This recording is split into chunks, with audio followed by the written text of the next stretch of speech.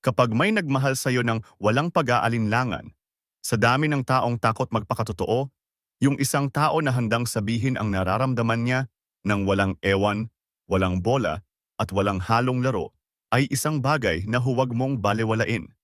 Hindi araw-araw may taong tapat na nagsasabing mahal kita kahit hindi siya sigurado kung masasagot siya pabalik.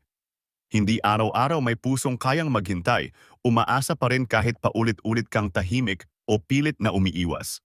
Kaya kung darating ang sandaling may mag-alay ng tapat na damdamin, alalahanin mo, hindi lahat ng pagmamahal ay paulit-ulit na dumarating. Minsan, isang oo lang ang kailangan para mapawi ang lahat ng alinlangan. Matutong pakinggan ng puso, hindi lang ang sarili mong kaba, kundi pati ang tibok ng taong handang maghintay. Dahil baka sa kakasabi mong ewan, tuluyan mong mawala ang taong ang sagot sana ay ikaw. Kapag may nagmahal sa'yo ng totoo, huwag mo nang hayaang malito pa siya.